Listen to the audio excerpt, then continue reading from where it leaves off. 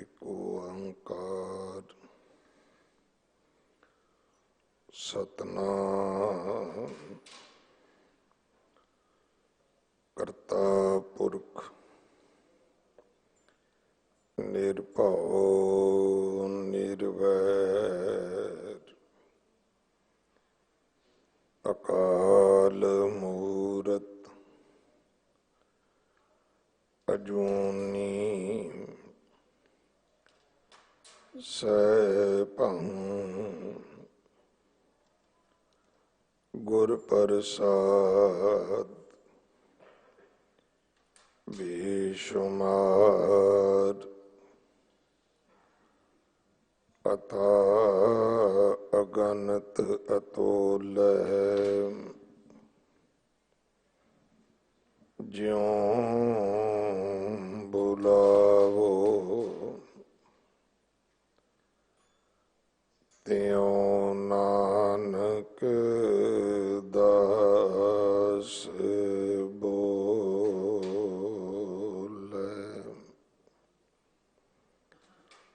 गुरु सवारे खालसा जी।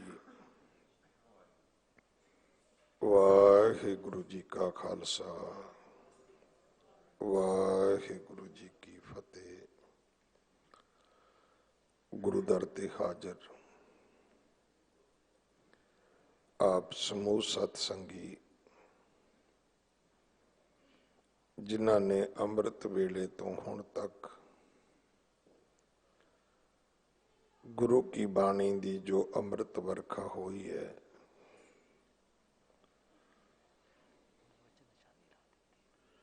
उसका आनंद माणिया है। हुण समा है गुरु दरबार दे निजम अनुसार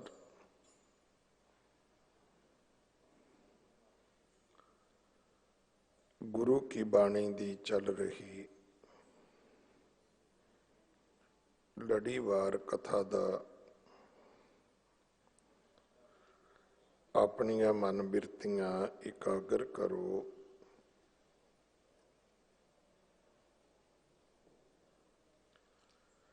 रसना पवित्र कर दे एक बार सारे उच्चारण करो जी सतनाम वाहिगुरु जी।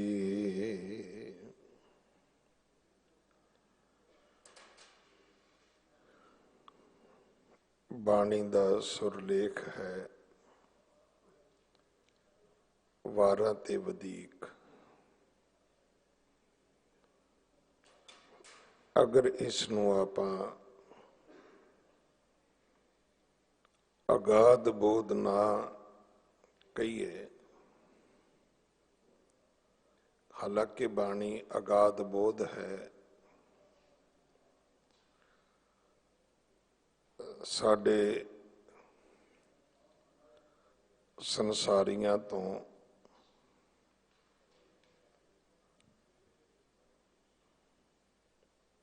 जिथे असीं बोलते हैं जिथे असीं गलबात करते हैं उहदी निस्बत ये अकाली बाणी धुर की बाणी खसम की बाणी बहुत उत्तम है, बहुत शिरोमणि है। ये बाणियां सिर बाणी है।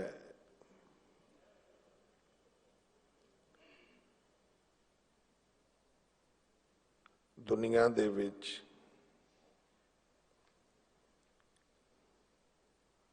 किते भी इस तरह किसी ग्रंथ का प्रकाश नहीं किया जाता, किते भी इस तरह किसी ग्रंथ की बाणी का गायन नहीं किया जाता। लोग कवितावां नच टप के गा लैंदे ने, किते भी इस तरह गुरबाणी का जिवें विचार ਕਥਾ ਰੂਪ ਵਿੱਚ ਆਪਾਂ ਸਰਵਣ ਕਰਦੇ ਹਾਂ, ਇਹ ਵਿਧੀ ਵਿਧਾਨ ਨਹੀਂ ਹੈਗਾ। ਵੱਧ ਤੋਂ ਵੱਧ ਕਿਤੇ ਮੰਤਰ ਰੂਪ ਵਿੱਚ ਪਠਨ ਪਾਠਨ ਹੀ ਕੀਤਾ ਜਾਂਦਾ ਹੈ।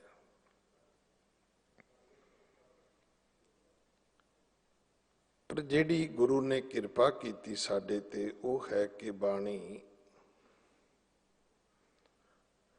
ਗੁਰਮੁਖੀ ਲਿਪੀ ਵਿੱਚ ਲਿਖੀ ਹੈ ਔਰ ਪੰਜਾਬੀ ਬੋਲੀ ਵਿੱਚ ਸਾਨੂੰ ਬਖਸ਼ੀ ਹੈ।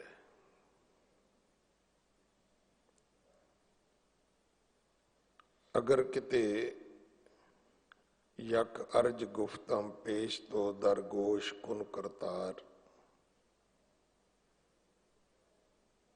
ਇਹ ਸ਼ਬਦ ਵੀ ਆਏ ਨੇ ਤੇ ਲਿਖੇ ਗੁਰਮੁਖੀ ਵਿੱਚ ਨੇ, ਪੜ੍ਹੇ ਪੰਜਾਬੀ ਵਿੱਚ ਜਾ ਰਹੇ ਨੇ।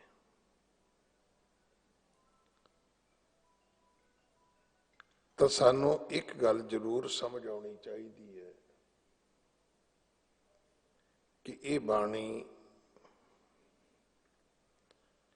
ਗੁਰੂ ਨੇ ਬੜੀ ਕਿਰਪਾ ਕੀਤੀ ਸਾਡੇ ਵਿੱਚ, ਸਾਡੇ ਤੇ, ਜਿਹੜੀ ਸਾਨੂੰ ਸਾਡੀ ਹੀ ਬੋਲੀ ਵਿੱਚ ਬਖਸ਼ੀ ਹੈ। ਮੈਂ ਹਮੇਸ਼ਾ ਬੇਨਤੀ ਕਰਦਾ ਕਿ ਕੋਈ ਵਿਅਕਤੀ ਅੱਜ ਵੀ ਇੱਕ ਬਹਾਨਾ ਬਣਾ ਸਕਦਾ ਹੈ ਕਿ ਮੈਨੂੰ ਤਾਂ ਜੀ ਬਾਣੀ ਪੜ੍ਹਨੀ ਨਹੀਂ ਆਉਂਦੀ। ਵੇਖੋ, ਪੜ੍ਹਨ ਲਈ ਰੱਬ ਨੇ ਇੱਕ ਮੂੰਹ ਦਿੱਤਾ ਹੈ। ਹੁਣ ਅਗਲੀ ਗੱਲ ਤੁਸੀਂ ਨਹੀਂ ਕਹਿ ਸਕਦੇ ਕਿ ਮੈਨੂੰ ਬਾਣੀ ਸੁਣਨੀ ਨਹੀਂ ਆਉਂਦੀ। ਸੁਣਨ ਲਈ ਤਾਂ ਰੱਬ ਨੇ ਕੰਨ ਵੀ ਦੋ ਦਿੱਤੇ ਨੇ।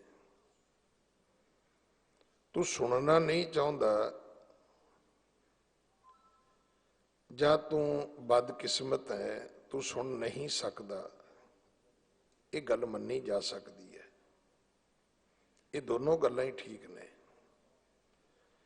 ਤੂੰ ਸੁਣਨਾ ਨਹੀਂ ਚਾਹੁੰਦਾ, ਤੂੰ ਬਦਕਿਸਮਤ ਹੈ, ਤੂੰ ਸੁਣ ਨਹੀਂ ਸਕਦਾ।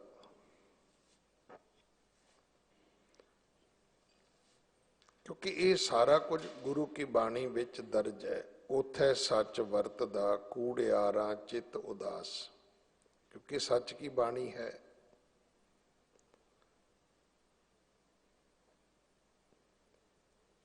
ਸੱਚ ਕੀ ਬਾਣੀ ਨਾਨਕ ਆਖੈ, ਸੱਚ ਸੁਣਾਏ ਸੀ ਸੱਚ ਕੀ ਬੇਲਾ। ਇਹਨੇ ਸਾਰੀਆਂ ਗੱਲਾਂ ਤੁਹਾਡੇ ਮੂੰਹ ਤੇ ਉਦੋਂ ਕਹਿਣੀਆਂ ਨੇ ਜਦੋਂ ਕਹਿਣੀਆਂ ਬਣਦੀਆਂ ਨੇ।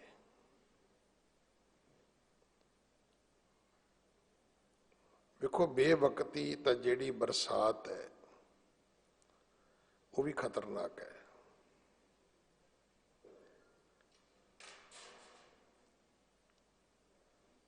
ਪਰ ਵਕਤ ਅਨੁਸਾਰ ਪਿਆ ਹੋਇਆ ਮੀਂਹ ਜਿਹੜਾ ਹੈ, ਉਹ ਮੀਂਹ ਪਿਆ, ਪਰਮੇਸ਼ਰ ਪਾਇਆ, ਜੀ ਜੰਤ ਸਭ ਸੁਖੀ ਵਸਾਇਆ। ਵਕਤ ਦੀ ਬਰਸਾਤ ਅੰਨ ਧਨ ਪੈਦਾ ਕਰਦੀ ਹੈ, ਬੇਵਕਤੀ ਬਰਸਾਤ ਬਰਬਾਦੀ ਕਰਦੀ ਹੈ, ਵਿਨਾਸ਼ ਕਰਦੀ ਹੈ।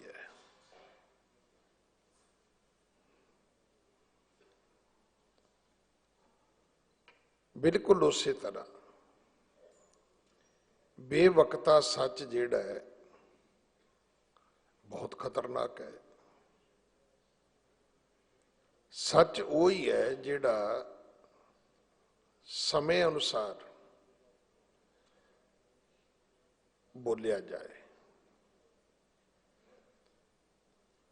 ਵਕਤ ਅਨੁਸਾਰ ਬੋਲਿਆ ਜਾਏ, ਉਹ ਸੱਚ ਧਰਮ ਹੈ। ਬੇਵਕਤਾ ਸੱਚ ਝੂਠ ਤੋਂ ਵੀ ਭੈੜਾ ਹੈ, ਇੱਕ ਪਾਪ ਹੈ।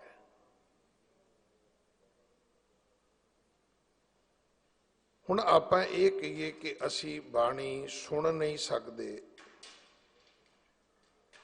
ਹਾਂ, ਇਹਦੇ ਦੋ ਕਾਰਨ ਹੋ ਸਕਦੇ ਨੇ। ਇੱਕ ਤੇ ਹੈ ਕਿ ਅਸੀਂ ਬਦਕਿਸਮਤ ਹੋਈਏ, ਕਿਉਂਕਿ ਸੁਣਤੇ ਪੁਨੀਤ, ਬਾਣੀ ਸੁਣਨ ਵਾਲੇ ਦੀ ਬਹੁਤ ਵੱਡੀ सतगुरु जी ने प्राप्ति दसी है।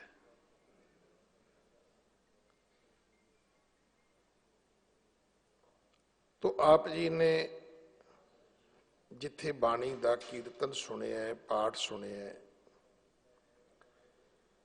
उथे समा आया बाणी दी विचार दा। सरलेख है वारा ते वधीक। वधीक दे अर्थ भी आउंदे ने सानू। वारा गुरु ग्रंथ साहब महाराज दे विच बहुत ने, 22 वारा ने।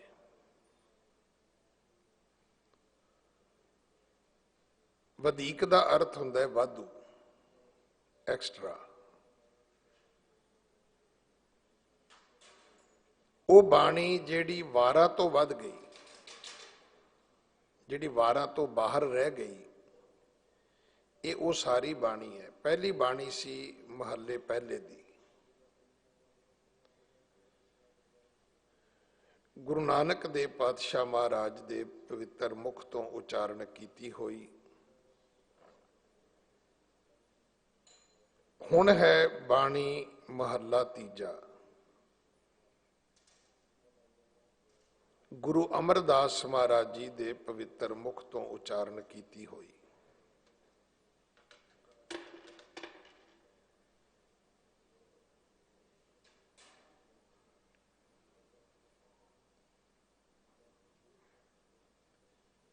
सब तो पहला सतगुरां ने परमेश्वर दा मंगल उचारिया है। एक ओंकार सतगुर प्रसाद।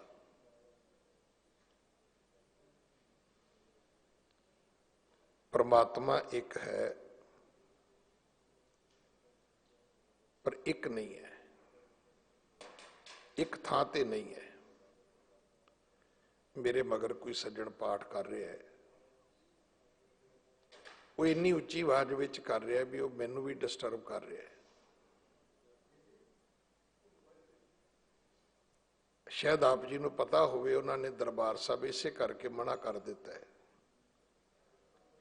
सानू तो 30 साल हो गए भी थले बह के पाठ ना करो।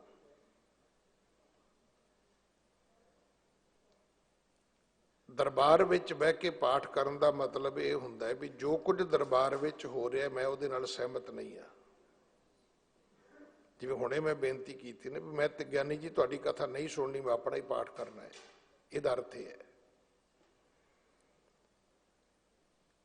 कीर्तन हो रहा है मैं नहीं सुनना, कथा हो रही मैं नहीं सुनना, पाठ हो रहा है नहीं ये पाठ मैं नहीं सुनना, मैं तो अपना ही पढ़ना है। इस करके अज तो 25-30 साल पहला दरबार दे विचों वो पेटियां चुकियां गईयां, अलमारियां जिन्हां विच गुरबाणी दे गुटके हुंदे सी। फिर उत्ते प्रबंध किया गया, बैठण दा भी, हवा दा भी। सोहणे गलीचे विछाए गए कि संगत बड़े आराम नाल बह के पाठ करे। हुण असीं कहा भी चलो तुसीं नहीं सानू गुटका दिंदे, असीं मोबाइल तो लग पैने। हुण उस आड़ दे विच कई बंदे चैट ही खेडदे रहिंदे थे।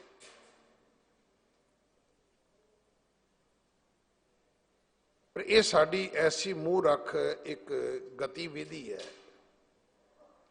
कि जे वो पाठ मैनू सुनिया कि उहदे नाल बैठे सतसंगी नूं नहीं सुनिया, वो भी कह सकदा सी वीर जी उपर जाके पाठ कर लो, मैनू बोलना पिया। क्योंकि आप बुरे बनना ही नहीं चाहते, आप ब्रह्म ज्ञानी जो है, सारे ब्रह्म ज्ञानी आप बुरे नहीं बनना चाहते। जे आप थोड़े जे बुरे बन जाइए तो सारिया गलतियां ठीक हो सकदियां ने। मेरी गलती मैनू भी टोको, तुहाडी गलती मैं तुहानू टोका।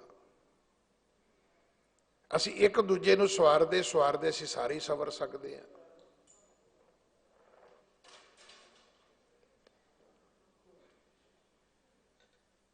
असी जिहड़ी कथा सीखी है ना वो कॉलेज विच सीखी है।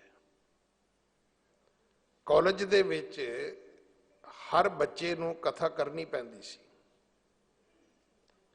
ते उहदा फायदा की हुंदा सी, किसी मेरे वर्गे ने उच्ची बोलना, किसी ने तेज बोलना, किसी ने हौली बोलना, किसी ने गलत बोलना। फिर दूजे जिहड़े नाल दे है ते सी सारे सखियार्थी सी ना, बच्चे सी ना। फिर एक दूजे दियां सांगां लाउणियां भी तू कथा इदां करदा, तू मूँह इदां बनाउणा, तू इदां हत्थ मारदा। उहदे नाल एक दूजे दी गलती सुधरदी है। चटसाल कह दो, टकसाल कह दो, उहदा की अर्थ है? टकसाल दा अर्थ ही ये हुंदा है जिथे चीज भन्नी घड़ी जाती है। साडी गलती ये है कि असीं कोई किसी नूं रोकण लई तैयार नहीं है,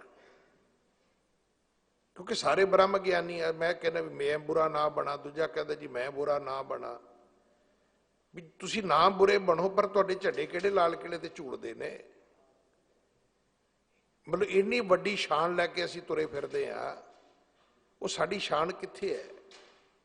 पर जे तुहाडे थोड़ा जिहा बोलण नाल किसी गुरसिख, किसी सतसंगी वीर दी कोई गलती सुधर सकती है, तो की ये पुण्य कर्म नहीं है? हुण एक बच्चे ने कड़ाह प्रसाद लिया पर्ची, उत्थे खलो के खाना शुरू कर दिता। तो जे तुसीं उहनूं कह दिंदे नहीं बेटे प्रसाद इत्थे इदां नहीं खाईदा, पहला किरपान भेंट कराओ फिर छक लो, किड्डा वड्डा पुण्य सी। पर आपां ते ब्रह्म ज्ञानी, आपां ते नहीं कह सकदे। WhatsApp ते पा देंगे कि गुरुद्वारे का प्रबंध ठीक नहीं है जी, उत्थे लोग आपे ही प्रसाद लैके खाई जाते हैं। एक छोटी जी जबान नहीं खोली असी, पर गिठ लम्मा कागज लिख दिता है WhatsApp ते।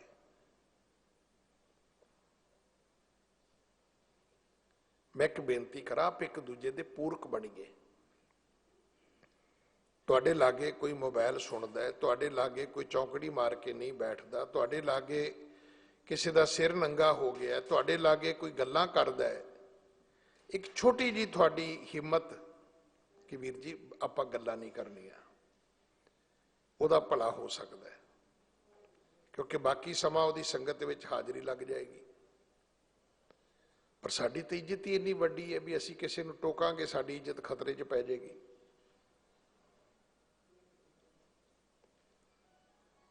इस करके मैं बेनती करा, अपने आप नूं समझण दी कोशिश करिए। सगों तुहानूं तुहाडी कोई गलती दस्से उहदा थैंक्स करो। मैनूं कोई मेरी गलती दस्से मैं कदे गुस्सा नहीं करदा। मेरे ख्याल हुण भी भाई साहब ताबिया बैठे ने, एक दिन मैनूं वो श्लोक कढ के विखा रहे सी, कहंदे पढ़ लो। मैं कहा की कहते तुसीं रोज़ पढ़दे हो ते इहदे च गलती है। किन्ना भला होया मेरा, नहीं तो मैं सारी उम्र ही गलत बाणी पढ़ी जानी है। एक दूजे नूं टोक देना, एक दूजे नूं गलती तो रोक देना, एक दूजे नूं गलती तो समझा देना, तुसीं की सोचदे भुल्ले नूं रस्ता दसना पाप है? ये धर्म का रस्ता है। रस्ता केवल वो ही नहीं होंदा भी सड़क ते गड्डी भजाउंदा है तो उन्होंने कह दो जी तेरा टायर फट गया। इत्थे उदों वड्डा नुकसान हुंदा है टायर फटदा है। तां जिहड़ा गुरुद्वारे गलती करेगा वो कित्थे बख्शिया जाएगा?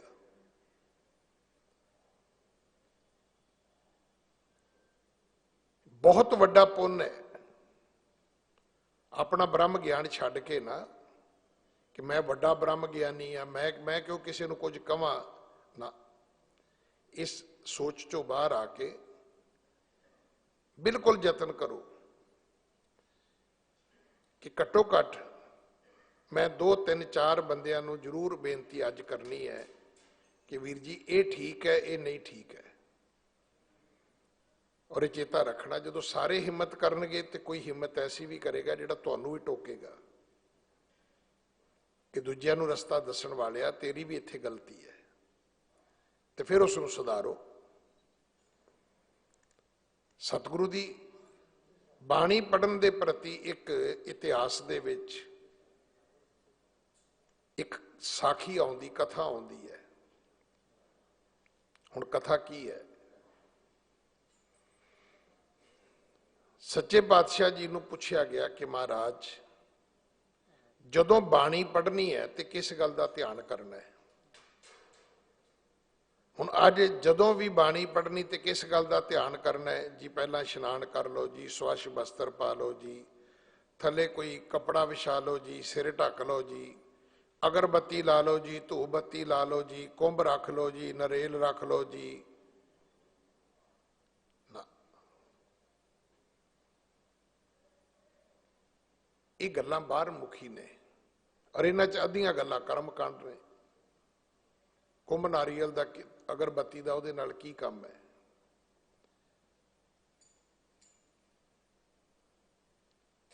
ਮੈਂ ਤਾਂ ਪਰਫਿਊਮ ਦੇ ਹੱਕ 'ਚ ਵੀ ਨਹੀਂ ਹੈਗਾ। ਮੈਂ ਤਾਂ ਕਹਿੰਦਾ ਉਹ ਲਾਵੇ ਜਿਹਨੇ ਨਹਾਉਣਾ ਨਹੀਂ ਹੈ, ਤਾਂ ਕਿ ਨਾਲ ਦੇ ਨੂੰ ਮੁਸ਼ਕ ਨਾ ਆਵੇ। ਤੁਸੀਂ ਪਰਫਿਊਮ ਲਾ ਲਓ। ਜੇ ਤੁਸੀਂ ਰੋਜ਼ ਇਸ਼ਨਾਨ ਕਰ ਸਕਦੇ ਹੋ, ਜੇ ਤੁਸੀਂ ਰੋਜ਼ ਸਵੱਛ ਵਸਤਰ ਪਾ ਸਕਦੇ ਹੋ, ਤਾਂ ਪਰਫਿਊਮ ਨਹੀਂ ਲਾਉਣਾ ਚਾਹੀਦਾ। ਉਹਦੇ 'ਚ ਕੋਈ ਨਾ ਕੋਈ ਕੈਮੀਕਲ ਜ਼ਰੂਰ ਹੋਏਗਾ।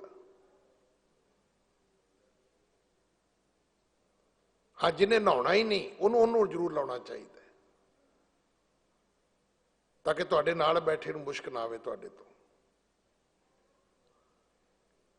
ਪਰ ਜੇ ਤੁਸੀਂ ਪਾਠ ਕਰਨਾ ਹੈ ਤੇ ਉਹਦੀ ਮਰਿਆਦਾ ਦੇ ਪ੍ਰਤੀ ਜਿਹੜਾ ਉਪਦੇਸ਼ ਦਿੱਤਾ ਗਿਆ ਉਹ ਇਹ ਹੈ ਕਿ ਕਿਆ ਗੁਰ ਕਹੈ ਕਰੇ ਹਮ ਕਹਾ।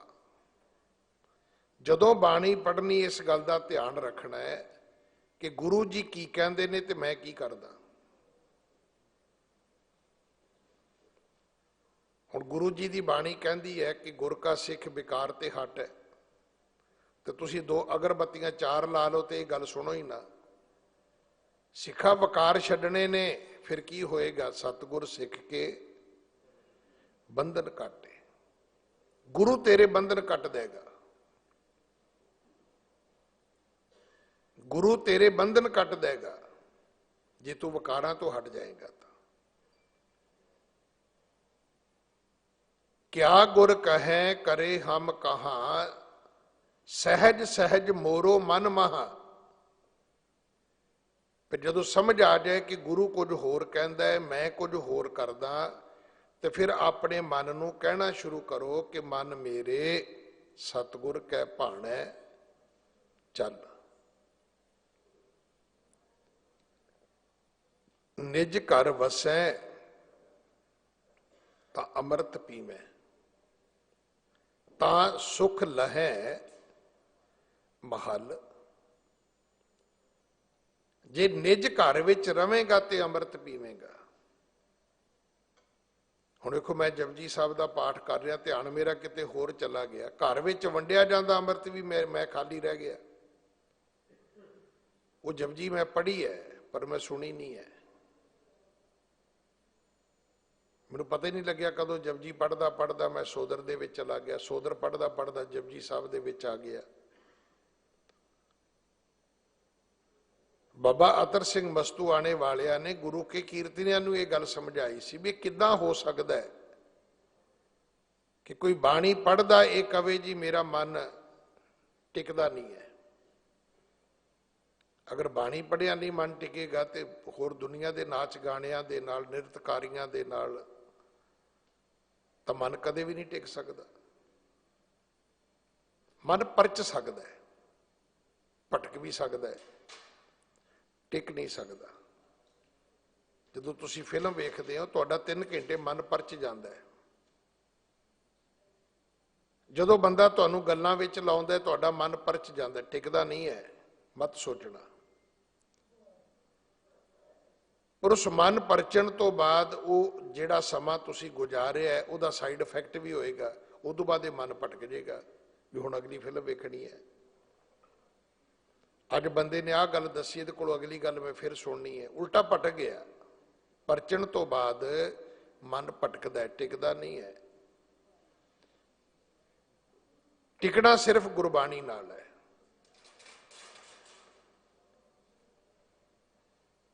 ਕਿਉਂਕਿ ਮਨ ਲੋਚੈ ਬੁਰਿਆਈਆਂ ਗੁਰ ਸ਼ਬਦੀ, ਇਹ ਮਨ ਹੋੜੀ ਹੈ। ਮਨ ਬੁਰਿਆਈਆਂ ਲੋੜਦਾ ਹੈ, ਗੁਰੂ ਦੇ ਸ਼ਬਦ ਨਾਲ ਇਸ ਨੂੰ ਰੋਕੋ, ਸਮਝਾਓ ਕਿ ਮਨ ਮੇਰੇ ਸਤਿਗੁਰ ਕੈ ਭਾਣੇ ਚੱਲ। ਮਨ ਰੇ ਕੌਣ ਕੋ ਮਤ ਤੈ ਲੀਨੀ, ਪਰ ਨਿੰਦਿਆ ਪਰ ਦਾਰਾ ਨਿੰਦਿਆ ਰਸ ਰਚਿਓ RAM ਭਗਤ ਨੇ ਕੀਨੀ। ਕਹੋ ਕਿਸ ਦਿਨ ਆਪਣੇ ਮਨ ਨੂੰ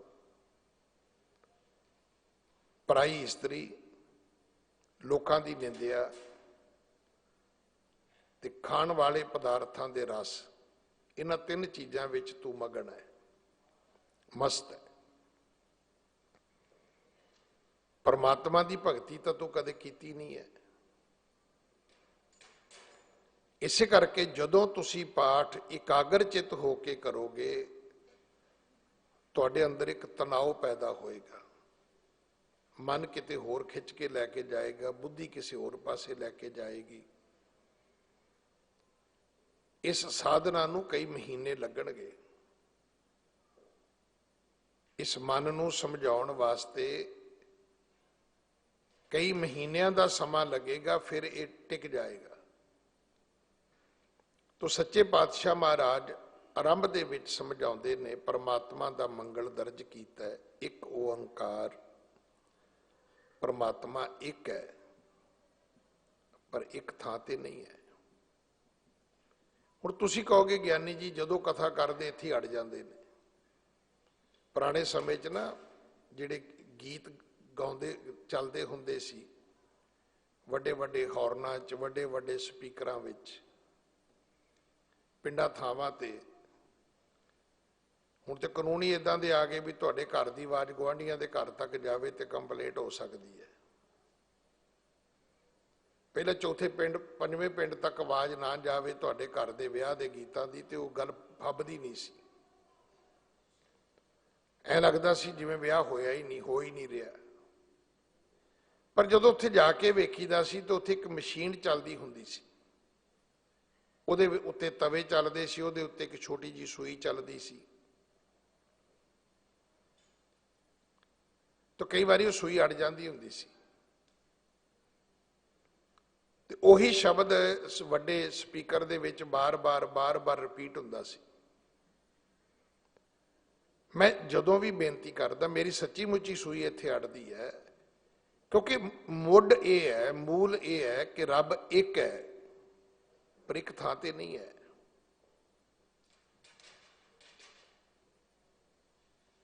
ਹੁਣ ਕੀ ਹੈ, ਮੁਸਲਮਾਨਾਂ ਦਾ ਰੱਬ ਇੱਕ ਹੈ, ਪਰ ਉਹਨੂੰ ਅੱਲਾ ਕਹਿੰਦੇ ਨੇ। ਰੱਬ ਸਾਡਾ ਵੀ ਇੱਕ ਹੈ, ਪਰ ਉਹਨੂੰ ਵਾਹਿਗੁਰੂ ਕਹਿੰਦੇ ਨੇ। ਹੁਣ ਪੁੱਛੋ ਵੀ ਜੇ ਤੁਹਾਡੇ ਵਾਹਿਗੁਰੂ ਨੂੰ ਅੱਲਾ ਕਹੀਏ ਤੇ ਤੁਸੀਂ ਬਰਦਾਸ਼ਤ ਕਰ ਲਓਗੇ? ਨਾ, ਸਿਰ ਪਾੜ ਦਿਆਂਗੇ ਅਸੀਂ। ਕਿ ਕੋਈ ਸਿੱਖ ਸਵੇਰੇ ਇਸ਼ਨਾਨ ਕਰਦਾ ਕਵੇ ਅੱਲਾ, ਮੇਰਾ ਖਿਆਲ ਸਵੇਰੇ ਕੰਪਲੇਂਟ ਅਕਾਲ ਤਖਤ ਤੇ ਚਲ ਜਾਏਗੀ ਵੀ ਇਹ ਸਵੇਰੇ ਅੱਲਾ ਅੱਲਾ ਕਰਦਾ ਸੀ। ਤੇ ਜੇ ਕੋਈ ਮੁਸਲਮਾਨ ਸਵੇਰੇ ਉੱਠ ਕੇ ਕਵੇ ਸੁਭਾਨ ਅੱਲਾ ਦੀ ਥਾਂ ਤੇ ਕਵੇ ਵਾਹਿਗੁਰੂ, ਤੇ ਉਹਨਾਂ ਨੇ ਕੰਪਲੇਂਟ ਵੀ ਨਹੀਂ ਕਰਨੀ, ਉਹਨਾਂ ਨੇ ਸਿਰ ਹੀ ਕਲਮ ਕਰਨਾ ਹੈ ਵੀ ਇਹ ਤੇ ਕਾਫਰਾਂ ਦੇ ਰੱਬ ਦਾ ਨਾਮ ਲੈ ਰਿਹਾ ਸੀਗਾ। ਸਾਰਾ ਝਗੜਾ ਹੀ ਇੱਥੇ ਹੈ। ਉਹ ਭਾਈ ਹਿੰਦੂਆਂ ਦਾ ਉਹੀ ਰਾਮ ਹੈ, ਮੁਸਲਮਾਨਾਂ ਦਾ ਉਹੀ ਅੱਲਾ ਹੈ, ਸਿੱਖਾਂ ਦਾ ਉਹੀ ਵਾਹਿਗੁਰੂ ਹੈ, ਅੰਗਰੇਜ਼ਾਂ ਦਾ ਉਹੀ ਗੋਡ ਹੈ, ਜਿਹਨੂੰ ਇੱਕ ਕਹਿੰਦੇ ਨੇ। ਰੱਬ ਇੱਕ ਹੈ, ਉਹਦਾ ਨਾਂ ਇੱਕ ਨਹੀਂ ਹੈ।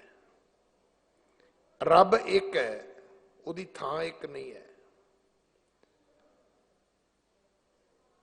ਹੁਣ ਸਾਨੂੰ ਸ੍ਰੀ ਹਰਿਮੰਦਰ ਸਾਹਿਬ ਦੇ ਵਿੱਚ ਕਿਸੇ ਨੇ ਬੇਅਦਬੀ ਕਰਨ ਦੀ ਕੋਸ਼ਿਸ਼ ਕੀਤੀ, ਕਿੰਨਾ ਗੁੱਸਾ ਆਇਆ ਸਾਨੂੰ। ਪਰ ਜੇ ਇਦਾਂ ਦੀ ਬੇਅਦਬੀ ਕੋਈ ਮੱਕੇ 'ਚ ਕਰੇ ਤੇ ਸਾਨੂੰ ਗੁੱਸਾ ਆਏਗਾ। ਅਸੀਂ ਕਹਾਂਗੇ ਮੁਸਲਮਾਨ ਕਰਨ, ਸਾਨੂੰ ਕੀ ਲੋੜ। ਮੈਂ ਉਦਣ ਵੀ ਬੇਨਤੀ ਕੀਤੀ ਸੀ, ਕੋਈ ਵੀ ਬੰਦਾ ਕਿਸੇ ਵੀ ਧਰਮ ਦੀ ਬੇਅਦਬੀ ਕਰੇ, ਉਹਦਾ ਸਿਰ ਕਲਮ ਹੋਣਾ ਚਾਹੀਦਾ ਹੈ। ਸਵਾਲ ਇਹ ਨਹੀਂ ਕਿ ਉਹ ਮੰਦਿਰ ਦੀ ਕਰ ਰਿਹਾ, ਕਿ ਉਹ ਮਸਜਿਦ ਦੀ ਕਰ ਰਿਹਾ, ਕਿ ਗੁਰਦੁਆਰੇ ਦੀ ਕਰ ਰਿਹਾ। ਇਹ ਨਹੀਂ ਕਿ ਗੁਰਦੁਆਰੇ ਦੀ ਕੀਤੀ ਹੈ ਤੇ ਦੂਜੇ ਉਹਦੇ ਪਿੱਛੇ ਖੜੇ ਹੋ ਜਾਣ, ਤਾਂ ਕੀ ਹੋਇਆ ਜੀ। ਕੱਲ ਨੂੰ ਕੋਈ ਮਸਜਿਦ ਦੀ ਕਰੇ ਤਾਂ ਆਪਾਂ ਖੜੇ ਹੋ ਜਾਈਏ ਜੀ, ਫੇਰ ਕੀ ਹੋ ਗਿਆ ਜੀ। ਨਾ, ਇਹ ਬਹੁਤ ਅੱਛਾ ਹੋਇਆ ਕਿ 295 ਇਹ ਜਿਹੜਾ ਕਾਨੂੰਨ ਆਇਆ ਹੈ, ਕਿਸੇ ਵਿਅਕਤੀ ਨੂੰ ਕਿਸੇ ਦੇ ਧਰਮ ਦੇ ਪ੍ਰਤੀ, ਧਰਮ ਗ੍ਰੰਥ ਦੇ ਪ੍ਰਤੀ, ਧਾਰਮਿਕ ਮਰਿਆਦਾ ਦੇ ਪ੍ਰਤੀ ਕਟਾਕਸ਼ ਕਰਨ ਦਾ ਹੱਕ ਨਹੀਂ ਹੈ। ਤੁਸੀਂ ਆਪਣੀ ਗੱਲ ਕਰੋ।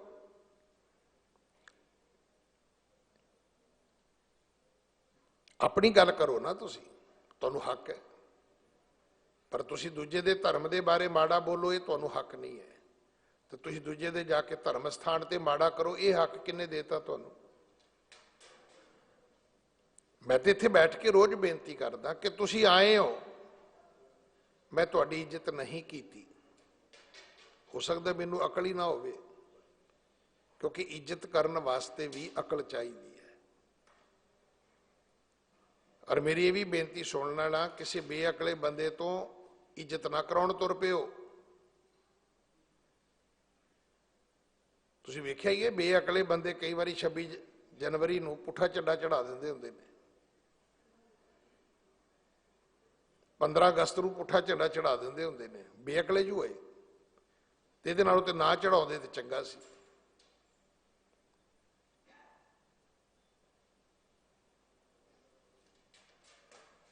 अकल, इज्जत करने वास्ते भी अकल चाहिदी है। तुहाडी मैं इज्जत नहीं की, हो सकता मैनूं अकल ना होवे, चल जाएगा, पर मैं तुहाडी बेइज्जती करा, ये अकल मैनूं किन्ने दित्ती है? ये नहीं चलेगी। मैं तुहाडी इज्जत ना करा, तुसीं मेरी इज्जत ना करो, चल जाएगा काम। हो सकता आपां नूं अकल ही ना होवे एक दूजे की इज्जत किवें करीदी है। पर मैं तुहाडी बेइज्जती करा, तुसीं मेरी बेइज्जती करो, ये हक किन्ने दिता है किसी नूं? ये हक किसी कोल नहीं है। परमात्मा एक है, पर एक थां ते नहीं है। ਇਹਦਾ अर्थ की है? सारियां थावां ही रब दियां ने। मंदिर भी ਉਹਦੇ ने, मस्जिदां भी ਉਹਦੀਆਂ ने, गुरुद्वारे भी ਉਹਦੇ ने, सब ਉਹਦਾ है, सब गोबिंद है, सारियां मर्यादा ही ਉਹਦੀਆਂ ने।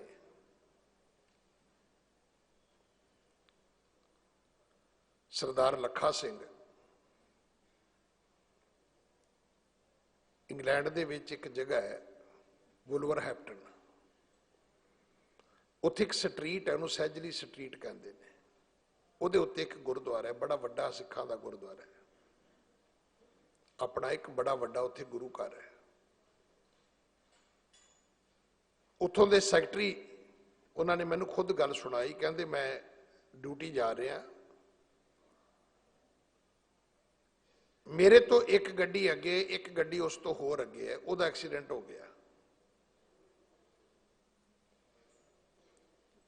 गड्डियां रुक गई, जिहड़ी मेरे तो अगे गड्डी है उन्होंने कोई अंग्रेज औरत चला रही है,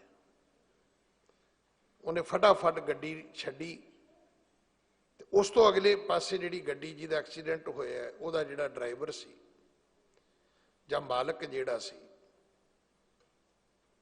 जिहड़ा बहुत बुरी तरह जख्मी होया है, उहदे मूँह दे उत्ते अपना मूँह रख के उहनूं साह देण दा यतन कीता। फिर कहंदा उन्हें मैनू भी कहा कि मिस्टर सिंह तू मैनू अपनी टर्बन दे दे, भी ये ब्लीडिंग हो रही है। कहंदा मैं उन्होंने कहा भी मैं नहीं दे सकता, ये मेरी दस्तार है। उन्होंने तो की कहना सी, कहंदा मेरे मन च आई भी नहीं, ये तो गुरु महाराज ने मैनू ताज बख्शे, को पट्टियां बन्नण लई थोड़ा। इन्हें नूं पुलिस आ गई, वो जिहड़ा जख्मी सी उन्होंने चुक के लै गई। कहंदा हुण वो औरत उत्थे खलोती है जिन्हें उन्होंने मूँह नाल साह देण दी कोशिश की, तो कहंदा मैं हमदर्दी वजों उन्होंने कहा भी ये तेरा हसबैंड है, भी हो सकदा हसबैंड वाइफ दोवें अगे पिछे जॉब ते जा रहे होण। कहंदी नहीं, मैं नाम लैके दस रहा लखा सिंह। कहंदा फिर मैं उन्होंने पूछा भी तेरी रिश्तेदार है, तेरा उन्होंने बीबी नूं पूछा भी ये तेरा रिश्तेदार है? कहंदी नहीं। कहंदा फिर मैनूं बड़ी शर्म आई।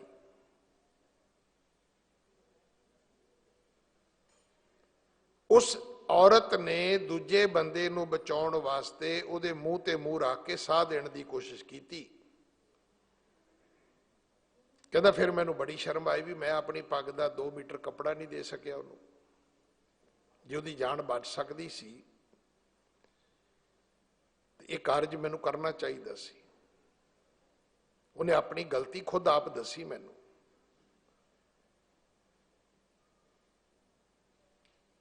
ਹੁਣ ਇਹ ਧਰਮ ਸਾਨੂੰ ਕਦੋਂ ਪ੍ਰਾਪਤ ਹੋਏਗਾ?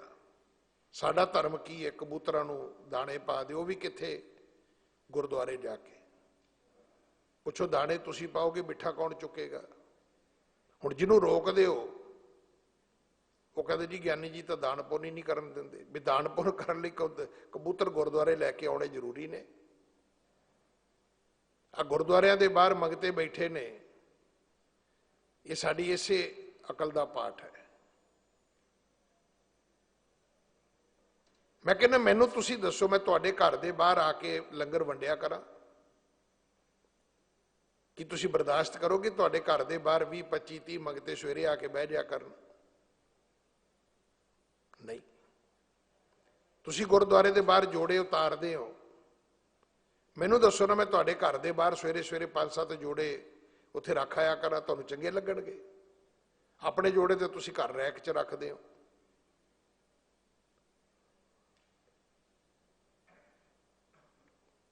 ਇਹਦਾ ਅਰਥ ਕੀ ਹੈ? ਕਿ ਕਬੂਤਰਾਂ ਨੂੰ ਦਾਣੇ ਨਹੀਂ ਪਾਉਣੇ ਚਾਹੀਦੇ? ਬਿਲਕੁਲ ਪਾਉਣੇ ਚਾਹੀਦੇ ਨੇ। ਕਿਸੇ ਪਾਰਕ 'ਚ ਪਾਓ ਜਾ ਕੇ। ਕਿ ਗਰੀਬ ਨੂੰ ਰੋਟੀ ਨਹੀਂ ਦੇਣੀ ਚਾਹੀਦੀ? ਆ ਹੁਣ ਨਾਲ ਸਾਡੇ ਰਹਿਣ ਬਸੇਰਾ ਹੈ। ਕੀ ਇਹ ਕੰਡੀਸ਼ਨ ਹੈ ਵੀ ਉਹ ਸਵੇਰੇ 5 ਵਜੇ ਉੱਠ ਕੇ ਉਹ ਗਰੀਬ ਆਪਣੇ ਬਿਸਤਰੇ 'ਚੋਂ ਇੱਥੇ ਆਉਣ ਤੇ ਤੁਸੀਂ ਉਹਨਾਂ ਨੂੰ 1 ਕੱਪ ਚਾਹ ਦਿਓ?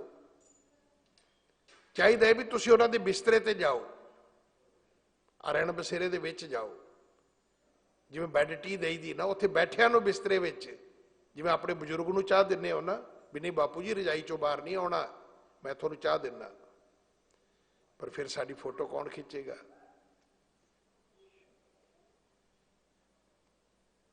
ਫਿਰ ਸਾਨੂੰ ਲੋਕ ਦਾਨੀ ਕਿਵੇਂ ਮੰਨਣਗੇ? ਸਾਡੀ ਕਲੈਕਸ਼ਨ ਕਿਵੇਂ ਹੋਏਗੀ?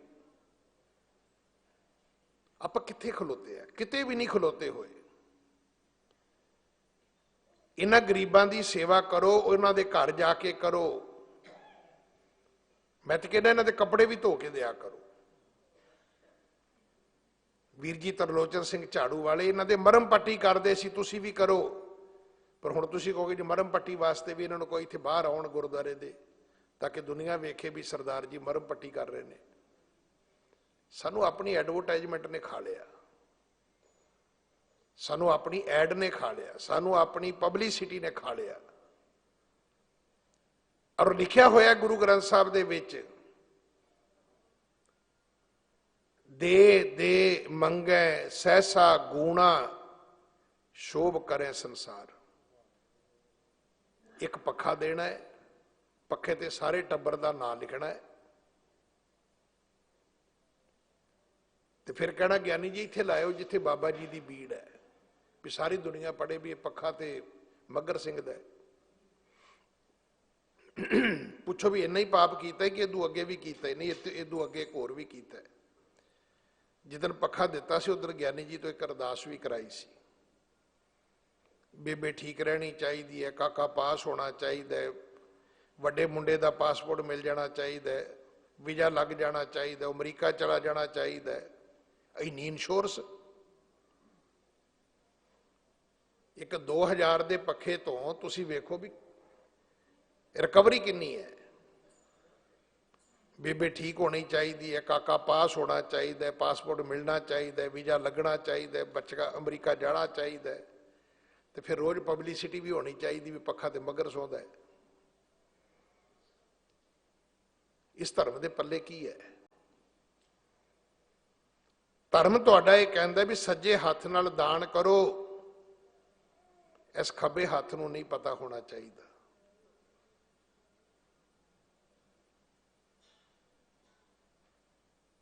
ਕਿ ਤੁਸੀਂ ਦਾਨ ਕੀਤਾ ਹੈ, ਕਿਉਂਕਿ ਤੁਸੀਂ ਪਾਪ ਦੱਸ ਕੇ ਨਹੀਂ ਕਰਦੇ ਤੇ ਪੁੰਨ ਦੱਸ ਕੇ ਕਿਉਂ ਕਰਦੇ ਹੋ? ਜਿੰਨੇ ਪਾਪ ਕਰਦੇ ਹੋ ਲੁਕਾ ਕੇ ਕਰਦੇ ਹੋ, ਤੇ ਪੁੰਨ ਵਾਰੀ ਕਿਉਂ ਪਬਲਿਸਿਟੀ ਫੜ ਲਈ ਤੁਸੀਂ? ਕਿਉਂ ਮਾਈਕ ਫੜ ਲਿਆ ਤੁਸੀਂ ਕਿ ਇਹ ਮੈਂ ਕੀਤਾ ਹੈ, ਉਹ ਮੈਂ ਕੀਤਾ ਹੈ? ਰੱਬ ਇੱਕ ਹੈ, ਇੱਕ ਥਾਂ ਤੇ ਨਹੀਂ ਹੈ, ਉਹ ਸਾਰੀਆਂ ਥਾਵਾਂ ਤੇ ਹੈ। ਜਦੋਂ ਇਹ ਸੁਣ ਲਓਗੇ ਨਾ ਵੀ ਸਾਰੀਆਂ ਥਾਵਾਂ ਤੇ, ਇਹਦਾ ਮਤਲਬ ਤੁਹਾਡਾ ਤੇ ਸਾਡਾ ਰੱਬ ਇੱਕੋ ਹੀ ਹੈ। ਤੁਹਾਡੇ ਘਰ ਤੇ ਵੀ ਉਹਦੀ ਕਿਰਪਾ ਹੈ, ਮੇਰੇ ਘਰ ਤੇ ਵੀ ਉਹਦੀ ਕਿਰਪਾ ਹੈ। ਤੇ ਇਸ ਰੱਬ ਨੂੰ ਇਹ ਨਾ ਕਿਹੋ ਵੀ ਮੇਰੇ ਘਰ ਤੇ ਕਰ ਤੇ ਇਹਨਾਂ ਦੇ ਘਰ ਤੇ ਨਾ ਕਰੀ। ये तेरी अप्रोच गलत हो जाएगी, गलत एप्लीकेशन तू सबमिट कर लेगा और ਇਹਦਾ ਤੈਨੂੰ पाप लगेगा। ਤੁਹਾਨੂੰ पता है कोर्ट ਦੇ ਵਿੱਚ गलत एविडेंस दईए तो ਉਹਦੀ सज़ा ਹੁੰਦੀ है।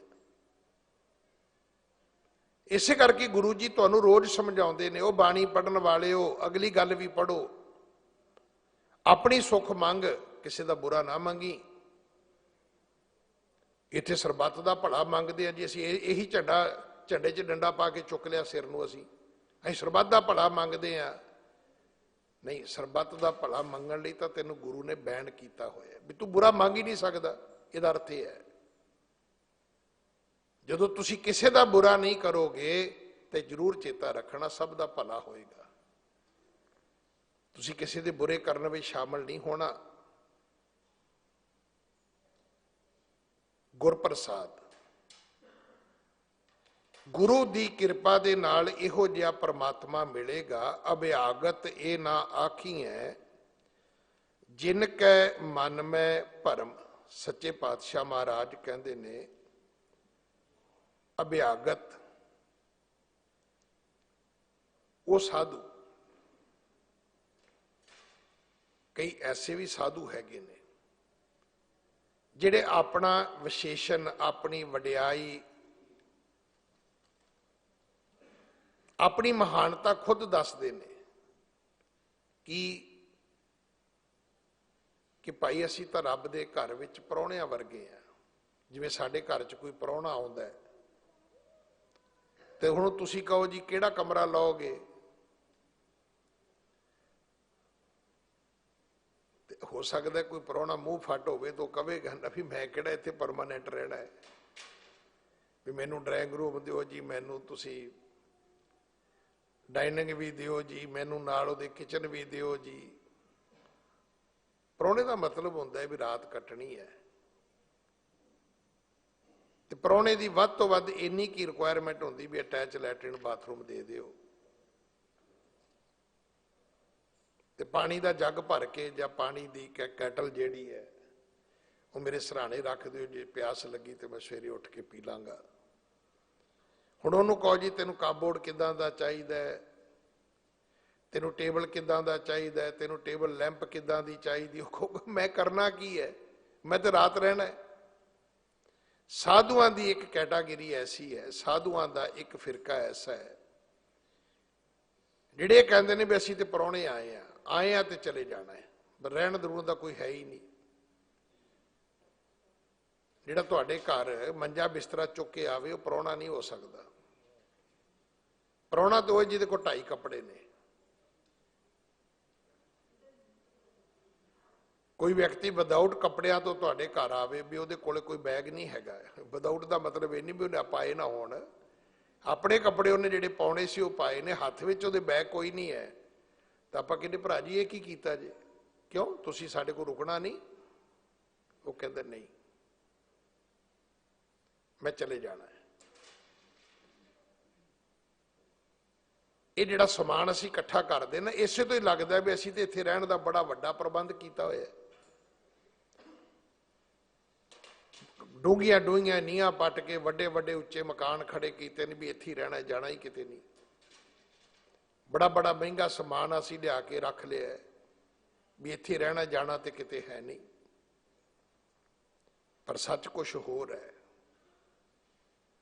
सच ये है कि असीं परौणे है तो सारे ही ने, थोड़े समय लिए आए हैं चले जाना है। पर साधुआं दी एक जाति ऐसी है कि जिहड़े परौणिਆਂ दे वांग संसार दे विच आउंदे ने। अभ्यागत ये ना आखी है, पर याद रखना कोई ऐसा साधु कवे मैं अभ्यागत हाँ तो उन्होंने मन ना लिया जी। ये जरूरी नहीं कि अगला कवे जी मैं थानेदार है तो थानेदार ही होएगा। कई नकली भी होंगे ने। कोई आदमी कवे जी मैं बड़ा अमीर धनाड़ हाँ तो मन ना लिया जे, कई नकली अमीर भी होंगे ने। जिवें नकली मंगते भी है ने बाहर, वो सवेरे पूरी प्रॉपर अपनी ड्रैसिंग करके आउंदे ने, हत्थां ते पैरां ते भी लोकां नूं लगे भी ते खून वगी जांदा जी, पीक वगी जांदी है जी। चंगे भले हुंदे ने, ਕਈਆਂ ਨੇ ਆਪਣੀ ਇੱਕ ਲੱਤ ਬਾਂਹ ਬੰਨੀ ਹੁੰਦੀ ਹੈ ਵੀ ਲੋਕਾਂ ਨੂੰ ਲੱਗੇ ਵੀ ਇਹਦੀ ਤੇ ਲੱਤ ਬਾਂਹ ਵੱਡੀ ਹੋਈ ਹੈ, ਤੇ ਇੱਕ ਲੱਤ ਹੈਗੀ, ਇੱਕ ਹੈ ਹੀ ਨਹੀਂ ਹੈ। ਇਹ ਜ਼ਰੂਰੀ ਨਹੀਂ ਹੈ ਕਿ ਆਦਮੀ ਕਵੇ ਮੈਂ ਲੰਗੜਾ ਤੋਂ ਲੰਗੜਾ ਹੀ ਹੋਏਗਾ, ਜ਼ਰੂਰੀ ਨਹੀਂ ਹੈ। ਕੋਈ ਕਵੇ ਮੈਂ ਅਮੀਰ ਹਾਂ ਤਾਂ ਅਮੀਰ ਹੀ ਹੋਏਗਾ, ਇਹ ਜ਼ਰੂਰੀ ਨਹੀਂ ਹੈ।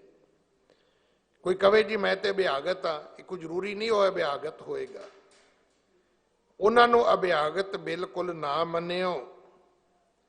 ਸੱਚੇ ਪਾਤਸ਼ਾਹ ਮਹਾਰਾਜ ਕਹਿੰਦੇ ਨੇ, ਜਿਨ੍ਹਾਂ ਲੋਕਾਂ ਦੇ ਮਨ ਦੇ ਵਿੱਚ ਭਰਮ ਹੈ, ਤੇ ਭਰਮ ਕੀ ਹੈ ਕਿ ਉਹ ਤੇ ਸਿਰਫ ਮਾਇਆ ਮੰਗਣ ਵਾਸਤੇ ਅਭਿਆਗਤ ਬਣੇ ਨੇ, ਸਿਰਫ ਮਾਇਆ ਮੰਗਣ ਵਾਸਤੇ। ਤੇ ਜਿਹੜੇ ਸਿਰਫ ਮਾਇਆ ਦੀ ਖਾਤਰ ਭਟਕਦੇ ਫਿਰਦੇ ਨੇ, ਉਹਨਾਂ ਨੂੰ ਕਦੇ ਅਭਿਆਗਤ ਨਾ ਕਹਿਣਾ। ਹੁਣ ਤੁਸੀਂ ਕਹੋਗੇ ਜੀ ਇਹੋ ਜਿਹੇ ਬੰਦੇ ਕਿੱਥੇ ਮਿਲਦੇ ਨੇ? ਇਹੋ ਜਿਹੇ ਬੰਦੇ ਮਿਲਣਗੇ, ਤੁਹਾਡੇ ਘਰ ਆਉਣਗੇ, ਤੁਹਾਨੂੰ ਕਹਿਣਗੇ ਡੋਨੇਸ਼ਨ ਦਿਓ, ਤੇ ਫਿਰ ਝਗੜਾ ਪਾ ਕੇ ਬਹਿ ਜਾਣਗੇ ਵੀ ਨਹੀਂ 21,000 ਤੋਂ ਘੱਟ ਤੇ ਅਸੀਂ ਲੈਣਾ ਹੀ ਨਹੀਂ। ਵੀ ਪੁੱਛੋ ਬਾਬਾ ਜੀ ਤੁਸੀਂ ਕਾਕੇ ਦੀ ਸ਼ਾਦੀ ਕਰਨੀ ਹੈ? ਇਹਦਾ ਤੇ ਉਹ ਕਰਦੀਆਂ ਹੁੰਦੀਆਂ ਨੇ, ਭੂਆ ਆ ਜਾਣ, ਭੈਣਾਂ ਆ ਜਾਣ, ਉਹ ਭਰਾਵਾਂ ਦੇ ਘਰ ਜਾ ਕੇ ਕਲੇਸ਼ ਪਾਉਂਦੀਆਂ ਹੁੰਦੀਆਂ ਨੇ ਵੀ ਸਾਨੂੰ ਤਾਂ ਨਾਨਕੀ ਸ਼ਾ ਕਹਿਣੀ ਚਾਹੀਦੀ ਹੈ। ਸਾਧੂ ਕੌਣ ਹੈ? ਬੜੀ ਸਿੰਪਲ ਜੀ ਪਰਿਭਾਸ਼ਾ ਸਾਡੇ ਬਜ਼ੁਰਗਾਂ ਦੀ ਹੈ। ਉਹ ਕਹਿੰਦੇ ਹੁੰਦੇ ਸੀ, ਪੁੱਤਰ ਨਗਰੀ ਵਸਦੀ ਭਲੀ, ਸਾਧੂ ਚੱਲਦੇ ਭਲੇ।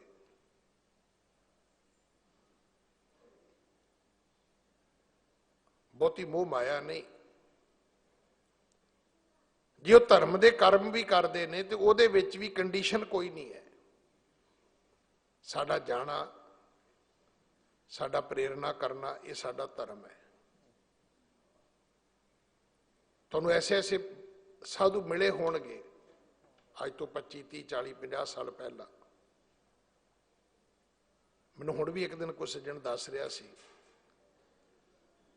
ਕਹਿੰਦੇ ਅਸੀਂ ਉਹਨਾਂ ਦੀ ਸੰਗਤ ਕੀਤੀ ਮਹਾਂਪੁਰਖਾਂ ਦੀ, ਕਿ ਜਦੋਂ ਕਣਕ ਇਕੱਠੀ ਕਰਨੀ ਤੇ ਹਰ ਡੇਰੇ ਤੇ ਜਾਣਾ, ਹਰ ਖੇਤ ਵਿੱਚ ਜਾਣਾ, ਤੇ ਜੇ ਕਹਿਣਾ ਬਾਬਾ ਜੀ ਪਿਛਲੀ ਵਾਰੀ ਗਏ ਸੀ ਇਹਨਾਂ ਤੇ 5 ਕਿਲੋ ਦਾਣੇ ਦਿੱਤੇ ਸੀ, ਕਹਿਣਾ ਭਾਈ ਇਹਦੇ 5 ਕਿਲੋ 5 ਮਣ ਵਰਗੇ ਨੇ, ਅਸੀਂ ਜ਼ਰੂਰ ਜਾਣਾ ਹੈ, ਉਹ ਜੋ ਮਰਜ਼ੀ ਦੇਵੇ।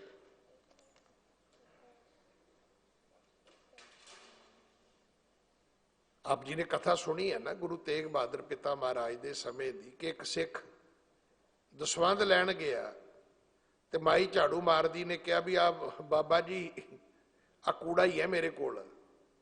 ਕਹਿੰਦਾ ਬੀਬੀ ਕੂੜਾ ਹੀ ਦੇ ਦੇ। ਹੁਣ ਕੂੜਾ ਲੈ ਆਇਆ, ਕਿਉਂਕਿ ਉਹ ਦਸਵੰਧ ਲੈਣ ਗਿਆ ਸੀ, ਲਿਆ ਕੇ ਉਹਨੇ ਆਪਣੇ ਘਰ ਰੱਖ ਲਿਆ, ਰੂੜੀ ਤੇ ਨਹੀਂ ਸੁੱਟਿਆ।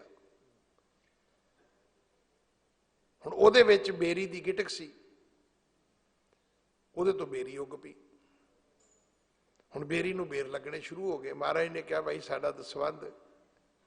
ਕਹਿੰਦਾ ਜੀ ਪਹੁੰਚਾਤਾ। ਮਹਾਰਾਜ ਕਹਿੰਦੇ ਉਹ ਜਿਹੜਾ ਨਹੀਂ ਪਹੁੰਚਾਇਆ, ਕਹਿੰਦਾ ਜੀ ਉਹ ਕਿਹੜਾ? ਫਿਰ ਚੇਤਾ ਆ ਗਿਆ ਵੀ ਉਹ ਮਹਾਰਾਜ ਕੂੜਾ ਦਿੱਤਾ ਸੀ ਉਹਨੇ। ਸਤਿਗੁਰੂ ਕਹਿੰਦੇ ਕੂੜੇ 'ਚ ਵੀ ਬੇਰੀ ਦੀ ਗਿਟਕ ਸੀ।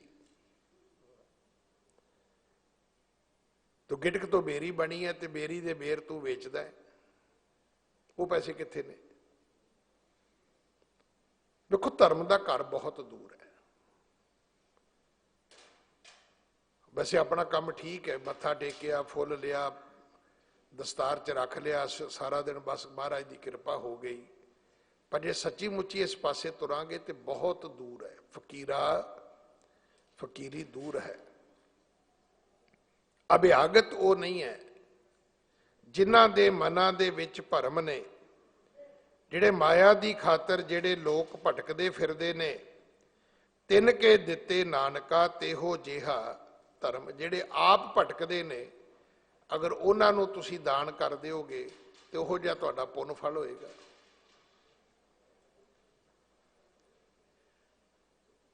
ਦਸਵੰਧ ਕੱਢੋ, ਗਿਣ ਕੇ ਕੱਢੋ। ਜਿਵੇਂ ਤੁਸੀਂ ਇਨਕਮ ਟੈਕਸ ਭਰਦੇ ਹੋ ਨਾ, ਇਵੇਂ ਦਸਵੰਧ ਭਰਿਆ ਕਰੋ। ਪਰ ਦਸਵੰਧ ਖਰਚ ਕਰਨ ਲੱਗਿਆ ਇਸ ਗੱਲ ਦਾ ਜ਼ਰੂਰ ਧਿਆਨ ਕਰੋ ਵੀ ਇਹ ਬੰਦਾ ਕਹਿੰਦਾ ਜੀ ਮੈਂ ਗਰੀਬ ਹਾਂ, ਤੇ ਕੀ ਵਾਕਿਆ ਹੀ ਆਪਣੇ ਬੱਚੇ ਨੂੰ ਕਿਤਾਬਾਂ ਲੈ ਕੇ ਦੇਗਾ? ਫਿਰ ਪੁੰਨ ਹੈ। ਕੀ ਆਪਣੇ ਕਿਸੇ ਘਰ ਬਜ਼ੁਰਗ ਨੂੰ ਬਿਮਾਰ ਨੂੰ ਦਵਾਈ ਲੈ ਕੇ ਦੇਗਾ, ਫਿਰ ਪੁੰਨ ਹੈ। ਘਰ ਦੇ ਬੱਚਿਆਂ ਨੂੰ ਕੱਪੜੇ ਸਵਾ ਕੇ ਦੇਵੇਗਾ ਤੇ ਪੁੰਨ ਹੈ। ਤੇ ਜੇ ਤੁਹਾਡੇ 100 ਰੁਪਏ ਦਿੱਤੇ ਦੀ ਉਹਨੇ ਸ਼ਰਾਬ ਪੀ ਲਈ, ਇਹ ਪਾਪ ਹੈ। ਕਿਹਨੂੰ ਲੱਗੇਗਾ? ਤੁਹਾਨੂੰ ਲੱਗੇਗਾ, ਕਿਉਂਕਿ ਨਾ ਤੁਸੀਂ ਦਿੰਦੇ ਤੇ ਨਾ ਉਹ ਪੀਂਦਾ ਤੇ ਨਾ ਹੀ ਜਾ ਕੇ ਘਰ ਨਿਆਣੇ ਕੁੱਟਦਾ। ਦਸਵੰਧ ਕੱਢਣਾ ਇੱਕ ਬੜਾ ਵੱਡਾ ਪੁੰਨ ਕਰਮ ਹੈ, ਪਰ ਉਹਦੀ ਸਹੀ ਵਰਤੋਂ ਕਰਨੀ ਇਹ ਉਸ ਤੋਂ ਵੀ ਵੱਡਾ ਪੁੰਨ ਹੈ। ਜਿੱਥੇ ਵੀ ਤੁਸੀਂ ਦਸਵੰਧ ਦਾ ਪੈਸਾ ਦਿੰਦੇ ਹੋ, ਧਿਆਨ ਕਰੋ ਕਿ ਉਹਦੀ ਠੀਕ ਵਰਤੋਂ ਹੋਈ ਹੈ, ਕਿ ਉਸ ਪੈਸੇ ਨਾਲ ਕਿਸੇ ਨੇ ਪਾਪ ਤਾਂ ਨਹੀਂ ਕੀਤਾ। ਰਹੋ ਵਿਚਾਰ। ਸੱਚੇ ਪਾਤਸ਼ਾਹ ਮਹਾਰਾਜ ਕਹਿੰਦੇ ਨੇ, ਇਹੋ ਜਿਹੇ ਵਿਅਕਤੀਆਂ ਨੂੰ ਦਿਓਗੇ ਤੇ ਇਹੋ ਜਿਹਾ ਹੀ ਤੁਹਾਡਾ ਧਰਮ ਹੋਏਗਾ। ਉਹ ਤੇ ਆਪ ਮਾਇਆ ਲਈ ਭਟਕਦੇ ਫਿਰਦੇ ਨੇ, ਉਹਦੇ ਦਿੱਤੇ ਨਾਲ ਤੁਹਾਨੂੰ ਕਿਹੜਾ ਮੁਕਤੀ ਮਿਲਣ ਲੱਗੀ ਹੈ ਬਈ? ਜਿਹੜਾ ਲੈ ਕੇ ਖੁਦ ਮੁਕਤ ਨਹੀਂ ਹੋਇਆ ਤੇ ਤੁਸੀਂ ਕਹੋਗੇ ਮੈਂ ਦੇ ਕੇ ਮੁਕਤ ਹੋ ਗਿਆ, ਤਾਂ ਭੁਲੇਖਾ ਹੈ ਤੁਹਾਨੂੰ। ਅਭੈ ਨਿਰੰਜਨ ਪਰਮ ਪਦ ਤਾਂ ਕੋ ਭੀਖਕ ਹੋਏ।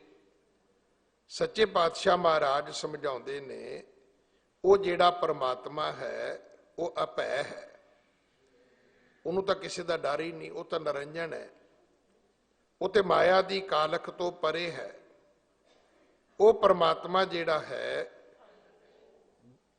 ਜਿਸ ਪਰਮਾਤਮਾ ਨੂੰ ਕੋਈ ਡਰ ਨਹੀਂ, ਜਿਹੜਾ ਪਰਮਾਤਮਾ ਮਾਇਆ ਦੀ ਕਾਲਖ ਤੋਂ ਪਰੇ ਹੈ, ਉਸ ਦਾ ਮਿਲਾਪ ਹੀ ਤੁਹਾਨੂੰ ਸਭ ਤੋਂ ਉੱਚਾ ਪਦ, ਉੱਚੀ ਪਦਵੀ ਬਖਸ਼ ਸਕਦਾ ਹੈ, ਦਵਾ ਸਕਦਾ ਹੈ। ਤੇ ਤਿਸ ਕਾ ਭੋਜਨ ਨਾਨਕਾ ਵਿਰਲਾ ਪਾਏ ਕੋਈ। ਐਸੇ ਪ੍ਰਭੂ ਪਰਮਾਤਮਾ ਦੀ ਦਾਤ ਸੱਚੇ ਪਾਤਸ਼ਾਹ ਮਹਾਰਾਜ ਕਹਿੰਦੇ ਨੇ, ਕੋਈ ਹੈ ਭਾਈ ਉਹਦੇ ਘਰ ਦਾ ਕੋਈ ਭਿਖਾਰੀ ਹੋਵੇ, ਉਹਦੇ ਘਰ ਦਾ ਕੋਈ ਮੰਗਤਾ ਬਣੇ, ਭੀਖਕ ਬਣੇ, ਪਰ ਇਹ ਕਿਸੇ ਵਿਰਲੇ ਨੂੰ ਦਾਤ ਮਿਲਦੀ ਹੈ। ਹਰ ਵਿਅਕਤੀ ਨੂੰ ਇਹ ਦਾਤ ਪ੍ਰਾਪਤ ਨਹੀਂ ਹੋ ਸਕਦੀ। ਸੱਚੇ ਪਾਤਸ਼ਾਹ ਮਿਹਰ ਕਰਨ, ਸਾਨੂੰ ਸਮਝ ਆ ਜਾਏ ਅਭਿਆਗਤ ਕੌਣ ਹੈ। ਅਸੀਂ ਜਿਹੜਾ ਦਾਨ ਦੇਣਾ ਹੈ ਉਹ ਕਿਹਨੂੰ ਦੇਣਾ ਹੈ? ਕਿਉਂਕਿ ਰੱਬ ਤਾਂ ਅਭੈ ਹੈ, ਨਿਰੰਜਨ ਹੈ। ਰੱਬ ਨੇ ਮਾਇਆ ਕੀ ਕਰਨੀ ਹੈ? ਹੁਣ ਕਈ ਲੋਕ ਤੁਹਾਨੂੰ ਕਹਿਣਗੇ ਰੱਬ ਦੇ ਨਾਂ ਤੇ ਦੇ ਦਿਓ। ਪੁੱਛੋ ਵੀ ਰੱਬ ਨੇ ਧੀ ਵਿਆਹੁਣੀ ਹੈ? ਰੱਬ ਦੇ ਘਰ ਕਿਹੜਾ ਬੱਚਾ ਹੋਣਾ ਵੀ ਉਹਨੇ ਕਿਤੇ ਨਰਸਿੰਗ ਹੋਮ 'ਚ ਜਾ ਕੇ ਆਪਣੀ ਵਾਈਫ ਦੀ ਸਰਜਰੀ ਕਰਾਉਣੀ ਹੈ ਤੇ ਉੱਥੇ ਕੋਈ 2-2.5 ਲੱਖ ਦਾ ਬਿੱਲ ਦੇਣਾ ਹੈ ਰੱਬ ਨੇ? ਰੱਬ ਨੂੰ ਕੀ ਲੋੜ ਹੈ? ਹਾਂ, ਰੱਬ ਦੇ ਨਾਂ ਤੇ ਸਭ ਕੁਝ ਹੈ। ਰੱਬ ਦਾ ਆਪਣਾ ਕੁਝ ਨਹੀਂ ਹੈ। ਰੱਬ ਦਾ ਤੇ ਆਕਾਰ ਹੀ ਕੋਈ ਨਹੀਂ ਹੈ, ਰੱਬ ਦੀ ਮੂਰਤੀ ਕੋਈ ਨਹੀਂ ਹੈ, ਰੱਬ ਦਾ ਰੂਪ ਹੀ ਕੋਈ ਨਹੀਂ ਹੈ। ਹਾਂ, ਰੱਬ ਦੇ ਨਾਂ ਤੇ ਸਭ ਕੁਝ ਹੈ।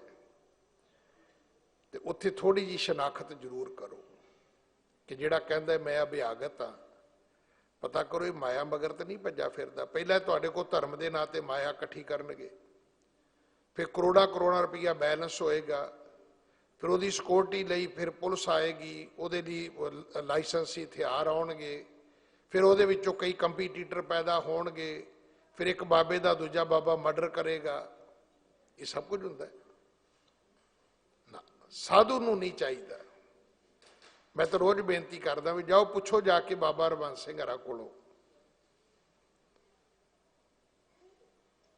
ਅੱਜ ਉਹਨਾਂ ਦੇ ਜਿੰਨੇ ਅਨੁਯਾਈ ਨੇ, ਬਾਬਾ ਬਚਨ ਸਿੰਘ ਜੀ ਨੇ, ਬਾਬਾ ਸੁਰਿੰਦਰ ਸਿੰਘ ਨੇ, ਬਾਬਾ ਸਤਨਾਮ ਸਿੰਘ ਨੇ, ਪੁੱਛੋ ਤਾਂ ਸਹੀ ਕਿ ਬਾਬਾ ਜੀ ਦਾ ਪਲੰਗ ਕਿਹੜਾ ਹੈ ਜੀ, ਬਾਬਾ ਜੀ ਦੇ ਸ਼ੂਜ਼ ਕਿਹੜੇ ਨੇ, ਬਾਬਾ ਜੀ ਕਿਹੜੀ ਉਹਨਾਂ ਦੀ ਡਰੈਸ ਕਿਹੜੀ ਹੈ, ਬਾਬਾ ਜੀ ਦੇ ਨਾਂ ਤੇ ਕਿੰਨਾ ਬੈਂਕ ਬੈਲੈਂਸ ਹੈ, ਕਿਹੜੀ ਪ੍ਰਾਪਰਟੀ ਬਾਬਾ ਜੀ ਦੇ ਨਾਂ ਤੇ ਹੈ ਹੀ ਨਹੀਂ। ਤੌੜੀ ਦੀ ਜੁੱਤੀ ਸੀ, ਸਾਦਾ ਹੱਥ ਵਿੱਚ ਡੰਡਾ ਸੀ, ਖੱਦਰ ਦੀ ਉਹਨਾਂ ਦੀ ਕੁੜਤੀ ਸੀ, ਖੱਦਰ ਦੀ ਪੱਗ ਬੰਨ੍ਹਦੇ ਸੀ, ਉਹ ਹੱਥ ਤੇ ਰੋਟੀ ਖਾ ਲੈਂਦੇ ਸੀ। ਤੁਹਾਡੀ ਮਾਇਆ ਵੀ ਸਫਲੀ ਕਰ ਗਏ, ਆਪਣਾ ਜੀਵਨ ਵੀ ਸਫਲਾ ਕਰ ਗਏ। ਐਸਾ ਸਾਧੂ ਚਾਹੀਦਾ ਸਾਨੂੰ ਉਹ ਸਾਧੂ ਨਹੀਂ ਚਾਹੀਦੇ ਜਿਹੜੇ ਰੱਬ ਦੇ ਨਾਂ ਤੇ ਮੰਗਣ ਤੇ ਮਾਲ ਆਪਣਾ ਇਕੱਠਾ ਕਰਨ, ਉਹ ਨਹੀਂ ਸਾਨੂੰ ਚਾਹੀਦੇ। ਇਹੋ ਜਿਹਾ ਨੂੰ ਦਿਓਗੇ ਤੇ ਇਹੋ ਜਿਹਾ ਹੀ ਧਰਮ ਹੋਏਗਾ। ਇੰਨਾ ਕੁ ਸਮਾਂ ਸੀ। ਭੁੱਲਾਂ ਮੇਰੀਆਂ ਨੇ ਖਿਮਾ ਕਰ ਦੇਣੀਆਂ। ਉਪਦੇਸ਼ ਸਤਿਗੁਰੂ ਜੀ ਦਾ ਹੈ, ਆਪਣੇ ਪੱਲੇ ਬੰਨ ਲੈਣਾ। ਭੁੱਲਾਂ ਬਖਸ਼ੋ ਜੀ, ਫਤਿਹ ਬੁਲਾਓ। ਵਾਹਿਗੁਰੂ ਜੀ ਕਾ ਖਾਲਸਾ, ਵਾਹਿਗੁਰੂ ਜੀ